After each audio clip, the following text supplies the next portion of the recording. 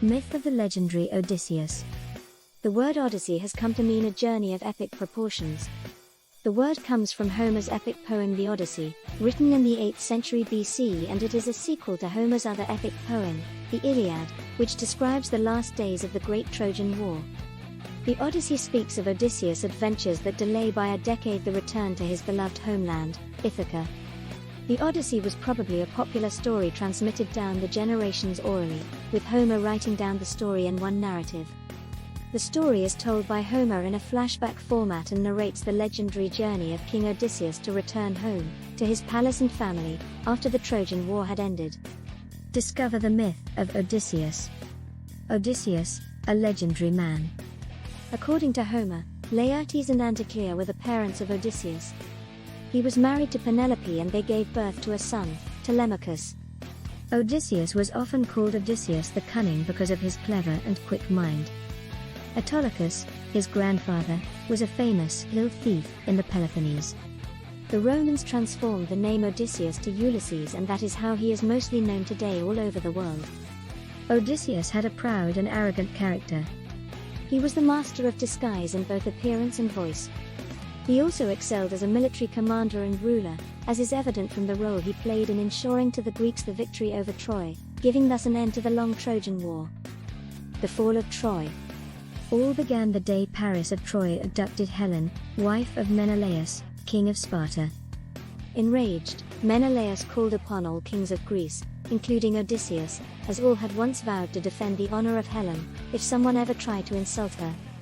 Odysseus, however, tried to escape the promise made to Menelaus by feigning insanity. Agamemnon, the brother of Menelaus, proved Odysseus to be lying, and henceforth the legendary warrior set out for Troy, along with Agamemnon the lord of men, Achilles the invincible, Nestor he wise, and Teucer the master archer, as they were called. 10 years had passed since the Greeks attacked Troy, and they were all still there, outside the strong walls, fighting with the locals, who proved Themistocles brave warriors.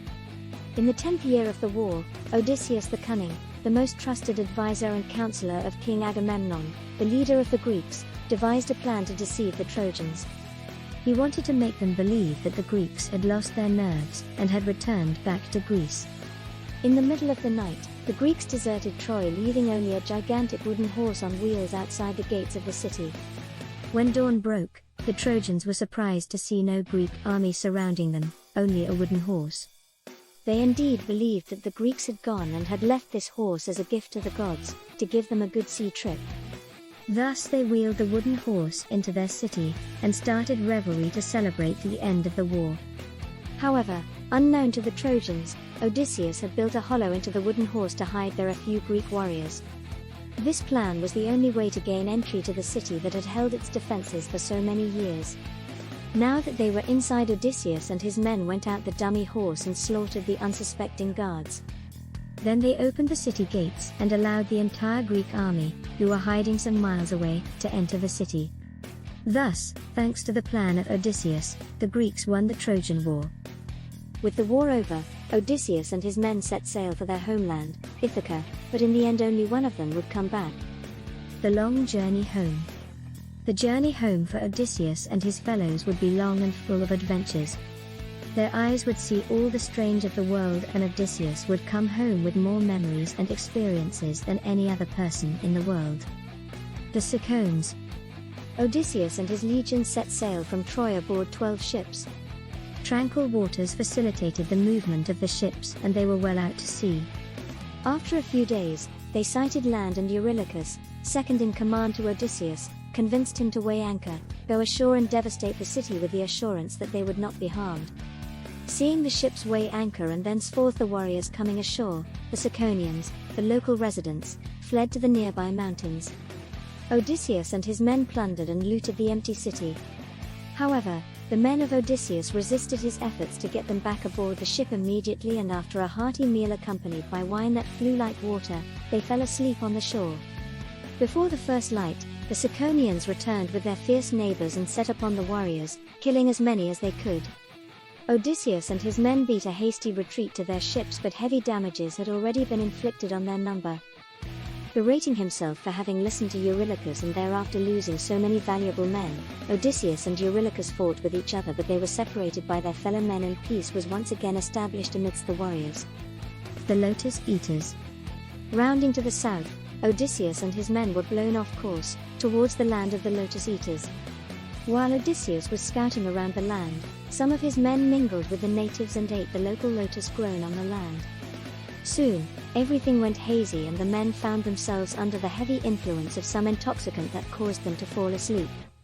The lotus flowers they had eaten were narcotic in nature and made them forget all about their family and homeland. These men wanted to stay on this land and eat lotus for the rest of their lives. They refused to go home. Desperately, Odysseus and some other men had to carry them back to the ship. Without delay, they set sail, and upon waking these men had to be bound to the masts to prevent them from jumping into the sea and swimming back to the shore to consume the lotus flower that they had got so addicted to. Polyphemus the Cyclops. After sailing for many weeks without further adventure, the warriors chanced upon a strange land. Odysseus and a handful of his men went ashore to search the land. A few minutes' walk from the ships brought them to the mouth of a gigantic cave. Curious, the warriors entered the cave and found it to be the habitation of some gigantic being. Further on, they found flocks of sheep inside the cave, and being hungry, they slaughtered a few of them and feasted on their flesh. Unknown to them, this was the lair of Polyphemus the Cyclops, and this land was the home of the gigantic Cyclopes. Returning to his cave, Polyphemus blocked the entrance with a huge rock, as he usually did. Odysseus and his men ran towards the entrance, but they were dismayed at the sight that greeted them. Here was a huge rock preventing their escape from a being that was even bigger than the rock. Laying his only eye on the warriors, Polyphemus asked who they were.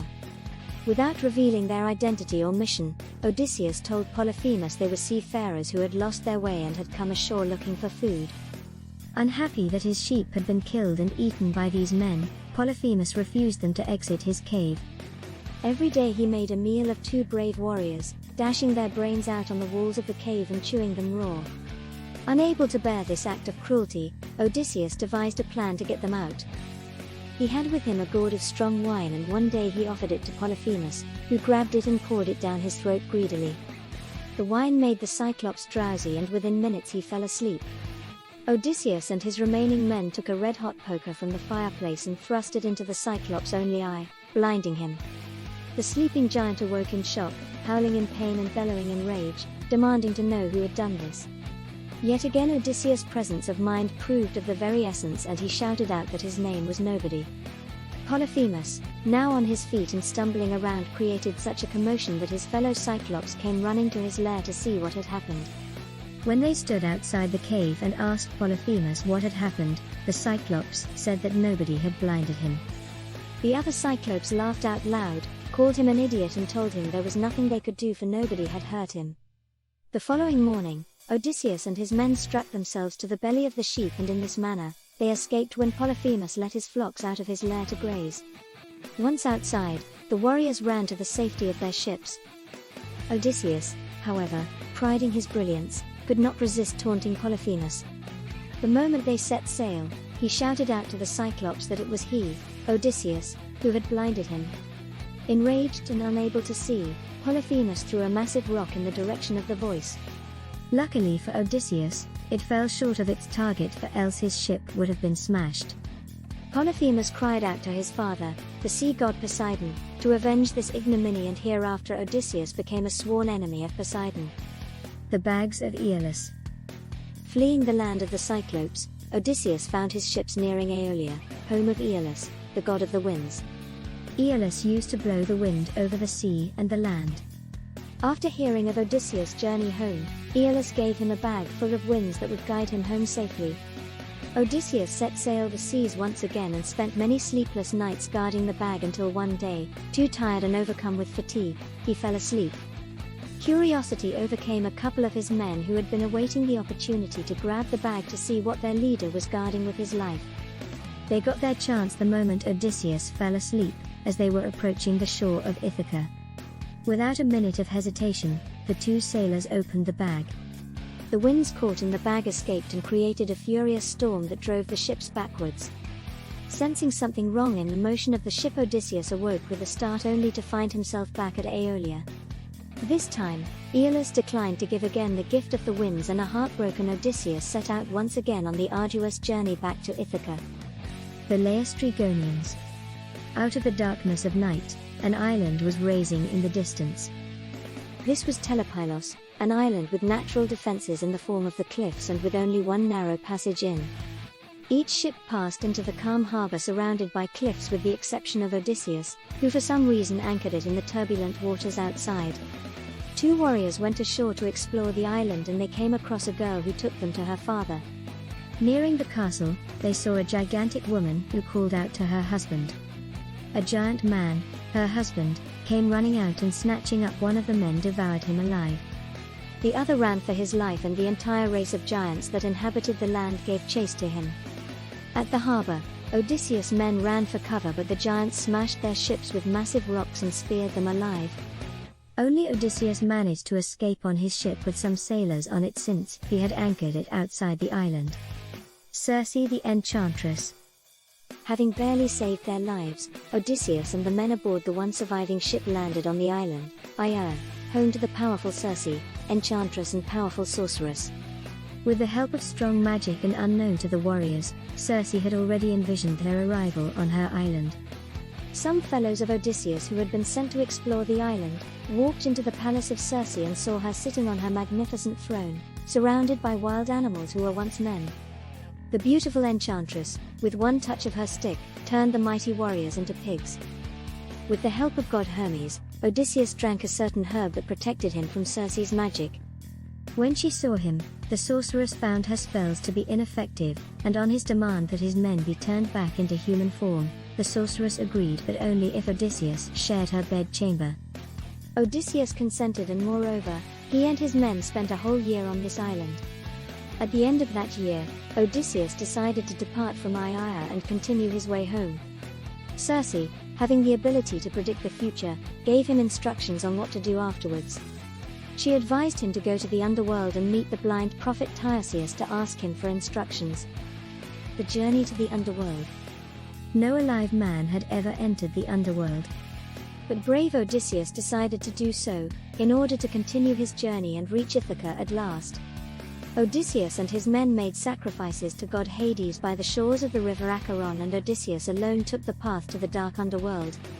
Tiresias appeared to Odysseus, and the blind prophet told him that in order to get home he had to pass between Scylla and Charybdis, two great monsters. The Sirens. Leaving Hades, Odysseus and his men sailed for many days without sight of land. Not before long, though, strange disquieting sounds reached the ears of the men aboard the ship. The sounds tugged at their hearts and made them want to weep with joy. Odysseus at once realized that they were approaching the sirens that Circe had warned him about. The sorceress had told him to block every man's ears with wax, for if any were to hear the song of the sirens, he would surely jump off the ship, go close to the sirens, and the winged monsters would kill them. Odysseus did exactly that with his men, but he himself wanted to hear their strange song. He thus ordered his sailors to tie him up to the mast so he could not jump into the sea in an attempt to meet the sirens. With their ears blocked with wax, the men heard nothing, and the ship passed near the sirens. Suddenly, Odysseus wanted to get free of his bonds and swim towards the sirens, for their song had just become clear and it was very beautiful and captivating. But the ropes were very tight, and fortunately, he could not untie himself. His fellows could hear neither the sirens neither the screams of their leader, who was praying them to untie him. As the ship was sailing away from the shore, the song of the sirens was fading out,